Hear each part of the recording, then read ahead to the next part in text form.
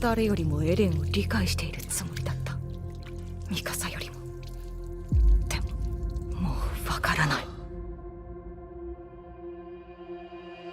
俺は自由だ。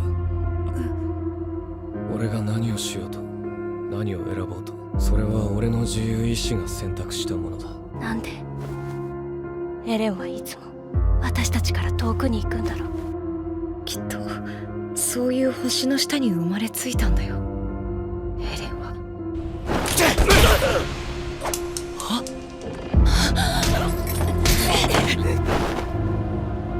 教えてくださいよ、ハンジさん。他のやり方があったら教えてくださいよ。特別でも何でもなかった。ただ特別な父親の息子だった。エレン、ほら、洗いざらい全部話したぞ。みんな何かに酔っ払ってねえとやってられなかったんだな。みんな何かの奴隷だった。俺の手で巨人が支配した2000年の歴史にケリをつける。家族です。そんなことないよ。エレン・イエーガー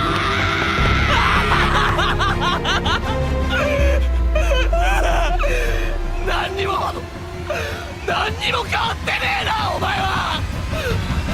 何にもできねえじゃねえかよ。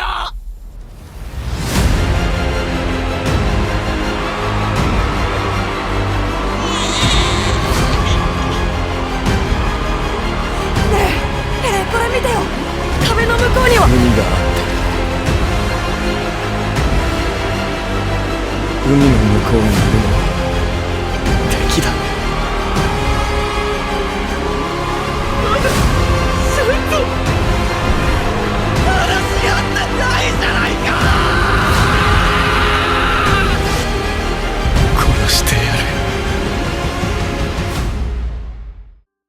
Salut la famille, c'est Doudou Reviews, j'espère que vous allez bien. On se retrouve aujourd'hui pour une nouvelle vidéo à propos de l'attaque des titans. Je profite rapidement du début de cette vidéo pour vous remercier de vive voix pour les 1000 abonnés. La chaîne grandit petit à petit et ça fait vraiment plaisir. Je vais essayer de vous proposer régulièrement des vidéos à propos de l'attaque des titans en attendant la reprise des reviews pour la partie 2 de la saison 4 de l'anime. Restez bien connectés, je vous prépare vraiment du lourd pour cette période. En attendant, n'hésitez pas à me dire en commentaire s'il y a des sujets qui vous intéresseraient pour mes prochaines vidéos à propos de l'attaque des titans. Pensez aussi à vous abonner et à activer la cloche de notification si ce n'est pas déjà le cas. On parle de Jujutsu Kaisen et de Shingeki no Kyojin tous les mois sur cette chaîne. Pour revenir au sujet de la vidéo, aujourd'hui nous allons nous intéresser au personnage d'Eren Yeager.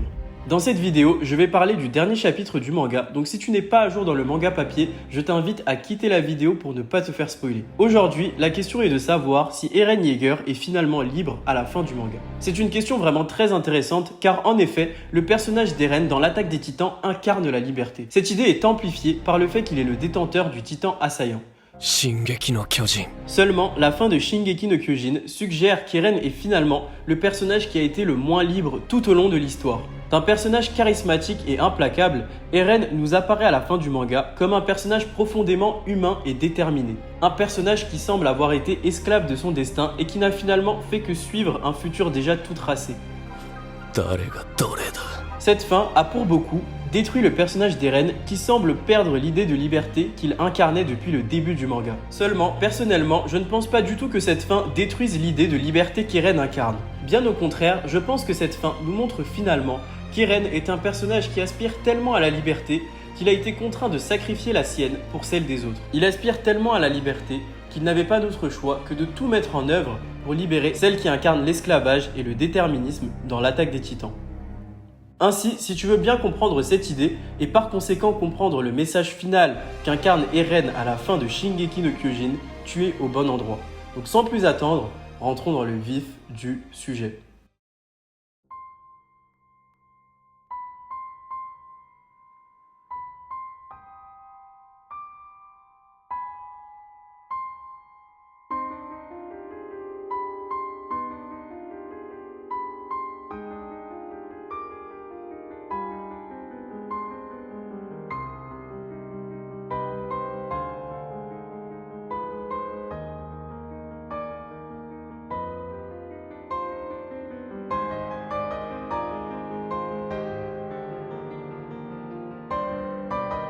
示せ。敵はどこにいる？そこ。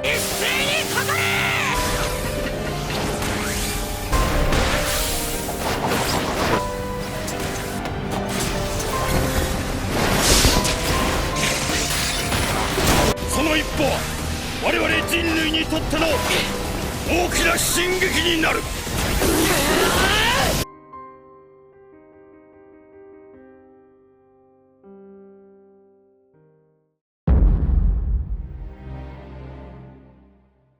Le titan assaillant fait partie des 9 titans primordiaux. Comparé aux autres titans, il ne semble rien avoir de spécial. En effet, il ne semble pas avoir de technique particulière et sa puissance dépend vraiment de son utilisateur. Le titan assaillant nous est introduit comme un titan qui a de tout temps lutté pour sa liberté. C'est un titan qui va toujours de l'avant. 進み続けた。自由のために戦った。名は進撃の巨人。 En effet, ce n'est qu'au chapitre 121 que nous découvrons le réel pouvoir du titan assaillant. Le titan assaillant permet à son utilisateur futur de montrer ses propres souvenirs du futur à ses prédécesseurs.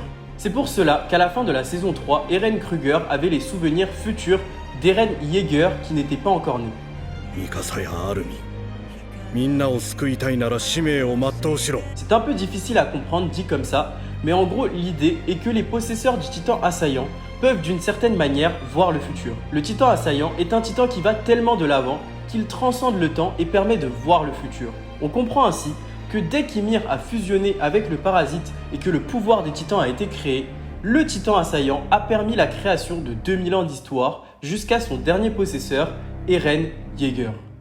Celui-ci a pu pendant plus de 2000 ans transmettre ses propres souvenirs du futur aux utilisateurs présents afin d'arriver au moment dans le présent où Eren hériterait du titan assaillant. Par contre, il faut bien comprendre qu'Eren du futur ne peut pas directement montrer le futur à Eren du présent. Eren a vu le futur lorsqu'il a touché la main d'Historia au travers des souvenirs de Grisha qui lui avait vu les souvenirs d'Eren du futur. Le rapport du temps avec Eren est assez compliqué à comprendre car Eren a également eu les pouvoirs de l'originel. Les pouvoirs de l'originel ont permis à Eren d'avoir des actions dans le futur qui ont influé le passé. Comme par exemple le fait d'avoir dirigé le titan souriant d'Ina Fritz vers sa maison car Bertolt devait rester en vie à ce moment-là dans l'histoire. C'est une action qu'Eren a effectuée dans le futur mais qui a eu lieu et qui a eu des répercussions dans le passé. Le titan assaillant, lui, a juste permis à Eren de voir ses propres souvenirs du futur et par conséquent de voir le futur. Eren est un personnage qui, depuis le début du manga, a toujours aspiré à la liberté. Il a toujours souhaité être libre. C'est cette volonté qui a donné son essence au titan assaillant. Le titan assaillant est Eren, et Eren est le titan assaillant. Par conséquent, peut-on dire qu'Eren est libre ? Il y a une réelle ambivalence en ce qui concerne le personnage d'Eren. En effet, Eren peut se montrer parfois charismatique et sûr de lui, comme il peut parfois se montrer assez faiblard et pathétique. Aussi, il y a un réel changement entre le Eren qui ignorait tout du monde extérieur et le Eren qui a découvert le futur. Cette ambivalence peut créer des interrogations chez nous les lecteurs, car on ne sait jamais sur quoi se baser en ce qui concerne Eren. Parfois, j'entends certains dire que c'est comme s'il y avait deux Eren, avec des comportements bien différents. Et dans les pires cas, j'entends certains dire qu'Eren est un personnage incohérent. Seulement, je ne suis pas du tout d'accord avec ça. Je trouve que c'est justement cette ambivalence qui donne son caractère et sa vraisemblance à Eren. C'est un personnage profondément humain et réaliste. Nous verrons plus tard dans la vidéo qu'en réalité toutes ces facettes marquent tout l'intérêt d'Eren et surtout elles sont tournées vers la même direction qui est de porter la liberté. Il n'y a qu'un seul Eren et celui-ci incarne et est tourné vers la liberté. Revenons à la fin de la saison 3 lorsqu'Eren a vu ses propres souvenirs du futur au travers de la mémoire de son père. En effet, lorsqu'il a touché la main d'Historia, Eren a pris conscience de tout ce qu'il allait faire. À ce moment-là, Eren a vu le chapitre 121. Il s'est en quelque sorte fait spoiler toute l'histoire. C'est à ce moment que son comportement a commencé à changer. Paradoxalement, voir le futur semble avoir contraint Eren. Eren a vu sa propre fin et a pris conscience que pour mettre fin au pouvoir des titans, pour mettre fin à la haine que voue le reste du monde à l'encontre de Paradis, il n'avait pas d'autre choix que de déclencher le grand terrassement. Il devait devenir l'ennemi de l'humanité pour libérer Ymir et libérer le monde du joug des titans. Le chapitre 131 est d'ailleurs extrêmement intéressant car on peut enfin comprendre ce qui s'est passé dans la tête d'Eren. De la fin de la saison 3 au moment où l'on retrouve Eren au début de la saison 4, celui-ci est passé par une phase de doute. Il souhaitait savoir s'il y avait peut-être une autre solution. S'il était condamné à réaliser les atrocités qu'il a vues lorsqu'il a touché la main d'Historia. Lors de ce chapitre, Eren doute encore. Il va jusqu'à se demander si le plan de Karl Fritz n'était pas la meilleure solution. Laisser les Eldiens de Paradis mourir pour que le monde puisse être en paix. Seulement, cette option n'était pas envisageable pour Eren.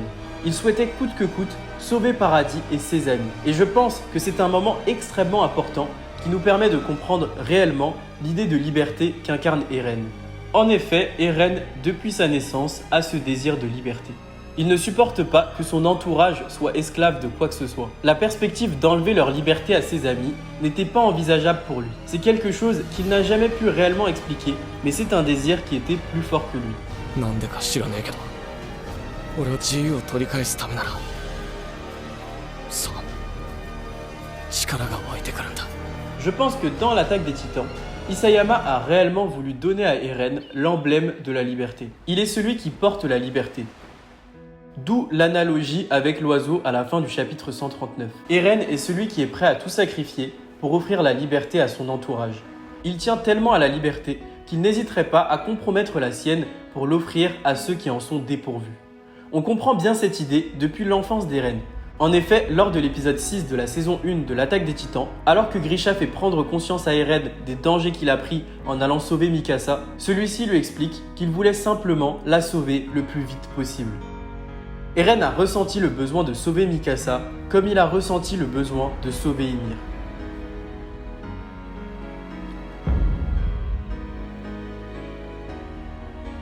La symbolique d'Ymir est d'autant plus importante car Ymir incarne la soumission dans l'attaque des Titans. Elle est doublement esclave car elle est soumise à cause de son statut d'esclave, mais elle est également soumise à cause de son amour pour le roi Fritz. Eren, qui porte la liberté, n'avait pas d'autre choix que de sauver cette jeune fille qui incarne la soumission. Personnellement, je pense qu'Eren est réellement l'incarnation du désir de liberté d'Ymir. Lorsque l'âme d'Ymir a été divisée en 9 titans primordiaux, je pense qu'Eren Yeager est né de son désir de liberté. S'il ne pouvait s'exprimer en Ymir, il s'exprimerait en Eren qui viendrait la sauver 2000 ans plus tard. Je me suis longtemps demandé pourquoi Ymir avait libéré les cochons.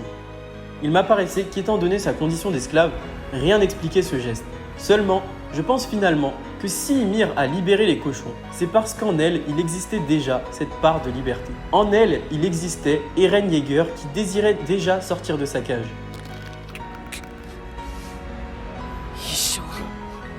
壁の中から出られなくても飯食って寝てりゃ生きていけるよ。でもそれじゃまるで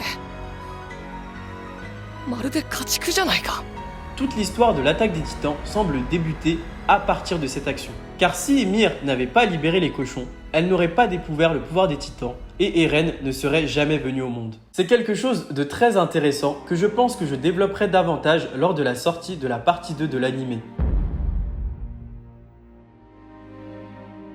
Lors du chapitre 139, le dernier chapitre de Shingeki no Kyojin, Eren nous dévoile son plan. Il souhaitait devenir l'ennemi de l'humanité pour que ses amis qui viendraient à bout de lui soient considérés comme des héros. Il souhaitait mettre fin à la guerre et se sacrifier pour libérer Ymir et par conséquent libérer le monde du joug des titans.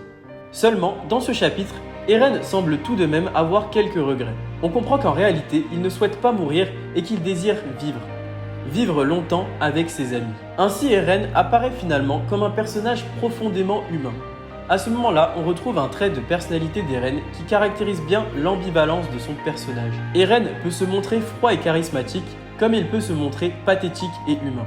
Isayama a déclaré lors d'une récente interview qu'il aimait vraiment dessiner Eren pathétique. C'est l'essence qu'il donne finalement à son personnage. Lorsqu'il a dessiné Eren à ce moment-là, Isayama avait l'impression de retrouver Eren. Beaucoup ont trouvé que le personnage d'Eren a été détruit à ce moment-là. Eren ne serait finalement pas libre, car il ne souhaitait pas cette finalité. Eren n'aurait jamais été maître de son destin, il devait simplement tout mettre en place pour sauver Ymir. Eren ne serait alors pas libre et ne serait qu'une marionnette victime de la fatalité du destin. Seulement, je ne suis pas vraiment d'accord avec ce point de vue. Pour moi, on comprend définitivement avec ce dernier chapitre qu'Eren est un personnage qui porte la liberté. En effet, Eren explique à Armin que depuis sa naissance, il a ce besoin, ce désir de liberté. c'est plus fort que lui. Il ne peut s'empêcher de porter la liberté à ceux qui l'entourent. Alors qu'au fond de lui, il ne souhaitait pas que Mikasa refasse sa vie et l'oublie en réalité, il fera tout pour lui faire comprendre le contraire, pour qu'elle soit libérée. Eren est celui qui a sacrifié sa liberté pour celle des autres. Et ce choix, il l'a fait car depuis sa naissance, il aspire à la liberté. Finalement, je pense qu'Eren est un personnage extrêmement bien écrit, car il s'érige en réel martyr qui a tout sacrifié pour libérer son entourage et surtout libérer Ymir qui incarne la soumission. Finalement, Eren n'a pas changé, il a toujours été comme ça. Depuis le début du manga, il lutte non pas pour sa propre liberté, mais pour celle des autres. Ainsi, ce n'est que par son sacrifice qu'Eren a pu offrir la liberté à ses amis. Je trouve que c'est une très belle conclusion pour ce personnage, c'est très impactant, car paradoxalement, Eren n'a pu être libre qu'au moment de sa mort, lorsque Ymir et ses amis étaient libérés. Merci la famille d'avoir regardé cette vidéo, n'hésitez pas à aimer et à partager si elle vous a plu, abonnez-vous si ce n'est pas déjà le cas et activez la petite cloche de notification. On se retrouve tous les mois pour parler de Jujutsu Kaisen et de Shingeki no Kyojin sur cette chaîne. En tout cas, je vous dis à bientôt et on se retrouve très vite.